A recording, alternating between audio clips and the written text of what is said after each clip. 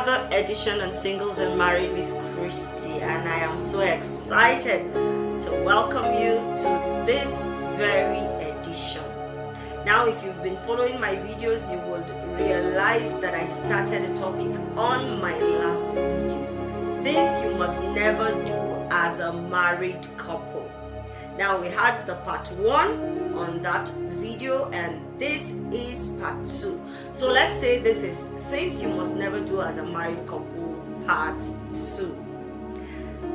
I'm sorry, I will not be able to go over the previous points, so this is me saying you need to go over that video and then see it again and then come back to this video. Alright, so let's say this is point number 6. Never talk or chat late at night with people of the opposite sex unless in an emergency situation or with the knowledge of your spouse. You know, it's interesting that there are some people that just for no reason decide to chat you up or call you up in the night, let's say 11 p.m. For me, there are people that could call me by 10 p.m., 11 p.m. I would pick. 12, 1, 2, I would pick. And that's because I know there are people that are calling for a reason. There's probably an emergency and they need my attention. Now, and when such happens, it is with the knowledge of my husband. It's the same way too. I know that there are times that he might get a call right in the middle of the night. However, I have also had situations where people just chat you up. You know, the most annoying thing about this is that they just send you, let's say on Messenger, on Facebook Messenger, and they just send you, hi. Now, I don't get it. Hi what? Now, if it's an emergency or if you have a problem or situation that you need to be attended to, I think you shouldn't just even say hi, because in the first place we are not even friends. So you just send me a hi and you want me to now say a hello. Then the next thing is, how are you doing? Now these are things that are not necessary. Honestly, you are a married couple, someone is sending you this kind of chat, please just, as much as possible, just disregard them. If possible, just let them be. But in the morning, you can respond to those chats. After all, it's not an emergency. And indeed, even those people that are close to you and your friends, they will not just call you up at night, except, of course, there is an emergency. And then, of course, there are people that might be in need of something at that time, and they reach out to you because it is important, especially if you're married, for example, to a pastor or somebody who is in ministry. You know that their attention is needed sometimes even at ungodly hours. So when you are married to such kind of people, of course you know that sometimes you need to be flexible. Now, even in flexibility, I feel that never ever abuse the privilege that your spouse gives you because they are flexible and allow you to pick calls or receive chats or respond to chats at night. Never take these opportunities for granted. Always ensure that there are checks. You know, if they are not emergencies. For example, someone will just call you in the night and say, Pastor, please pray for me, I can't sleep. Like, what's that? For God's sake, what's that? Now, that's not necessary. You know, or you don't need to start saying, oh, let's pray. No, at that point, I think you should tell the sister, I'm sorry, it's not a good time now. I'm having time with my wife, or I'm having time with my husband. It's going to send a message, because some of them, it's not true that they cannot sleep. It's because they want pastor. So please know these things. Then point number 7, which is closely related to this point. Never encourage unnecessary endearments or flirting from the opposite gender. Now, this has happened to me. Now, okay, yes, it has happened to me that on Messenger, and I don't know, mostly it happens on Facebook Messenger, that people just slide into my DM and then they send me I don't know them. Some of them were not even friends on Facebook, And some of them, even though we're friends on Facebook, I don't know them, because you know that it's not everybody that you're following on Facebook or who is following you that is your friend in real life, you know. And then even on Instagram or Twitter, you just met there, you know, and you are Facebook friends, you are Twitter friends, you are Instagram friends, but you are not really friends. Now, and I have had people slide into my DM and say to me, hello beautiful. What's that? Hello sweet lady. I have had people say to me, hello God's, is it God's best? You know, and I'm like, really? Now, okay, I've had people even say to me that, okay, I want us to be friends. I said, but we're already friends on Facebook. What kind of friends are you talking about? And then the person goes silent, you know. So in fact, I think I saw one that said to me, what was it? Is it hello? Is it the one that has God's heart? I mean, what? I said, how? I don't get it. Now all these things, the tendency is to feel good. Oh, hello beautiful. Oh, the one that has God's. See, they are not. See, all these things are just a strategy by the enemy to get you distracted and begin to enjoy those endearments. And then you probably begin, because those people are really flirting. Some of them outrightly flirt. So you need to stop it. The moment you notice that, just stop it. Don't chat with those kind of people at all. Like, in fact, there are some that I have had to block. I'm sorry to say that. I have had to block some. So you need to be intentional. You need to be deliberate. You find someone flirting with you, stop it immediately. You know, do not.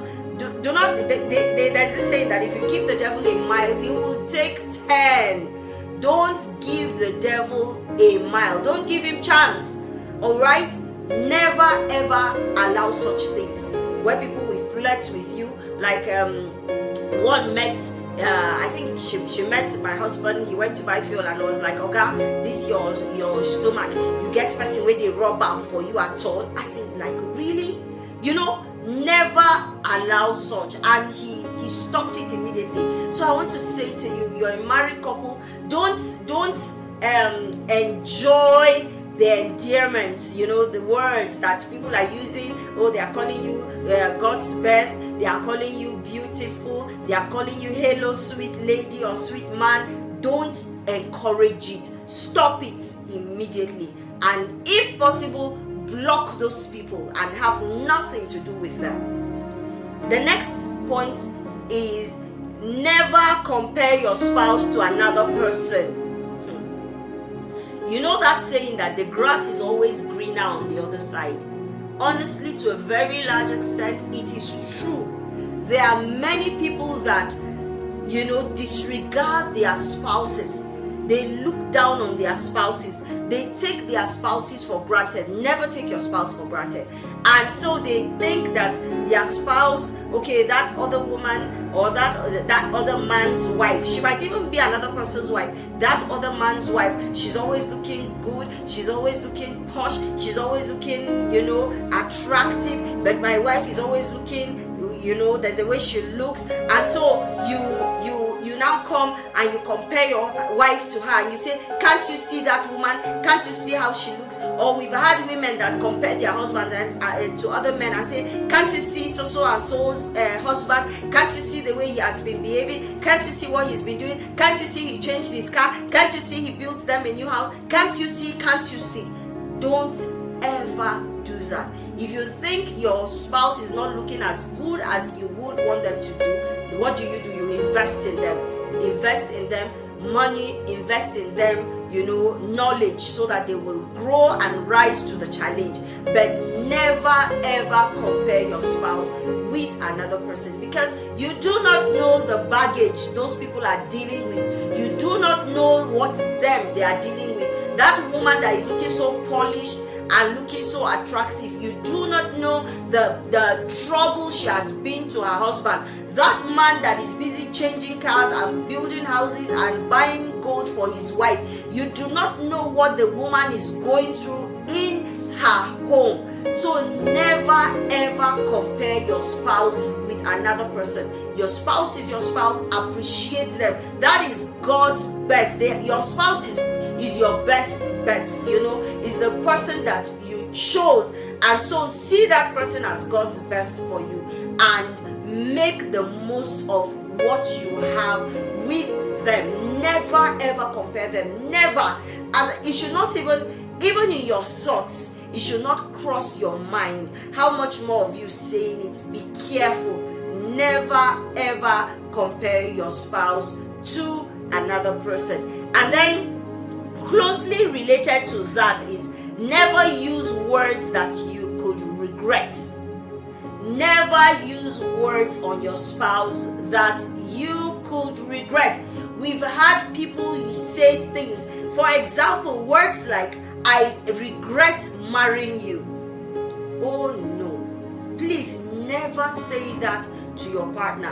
When you are maybe in a heated argument, maybe an issue, you are having conflict in your home, and so you now say to them, I wish I never married you, or if I knew, I would have married the other guy that was there before you, or I don't know why I rejected the other man for you. Or the man says to her, you think that you are the finest of the ladies that I had, or do you think that you were better than the other ladies? I don't even know why I settled for you. I should have taken the other one. I should have been with A or B or C that I had in my life. I don't know why I settled for you. These are harsh words. And you know one thing, words, they say, are like eggs. When you release them and they break, an egg, when you release it and it breaks, you can never pack it up again. It can never come back to form again. Now that is how words are. Words are powerful. Once you say them out, you can never take them back. Now the interesting thing about words is that yes, your spouse might forgive you. Yes, and you will continue life together in your marriage. But I assure you that those words, because they hurt deeply, it will take time for your spouse to get over those words. And guess what? They might really never forget those words. So be careful with your words. Make sure that whatever will come out of your mouth, that it is graceful, it is soothing to the ears, and it will not cause pain to the person. Do not be sarcastic. Be careful. Stop being sarcastic. Sarcasm. Using sarcasm and saying all manner of things, nasty things to your spouse. No, don't ever do that. Don't ever do that. And for example, also maybe in addition to comparing your spouse to another person, and then this one again, using words, don't say to your spouse things like, you see how fat you have become. You have become so fat, so you are no longer attractive. Don't do that.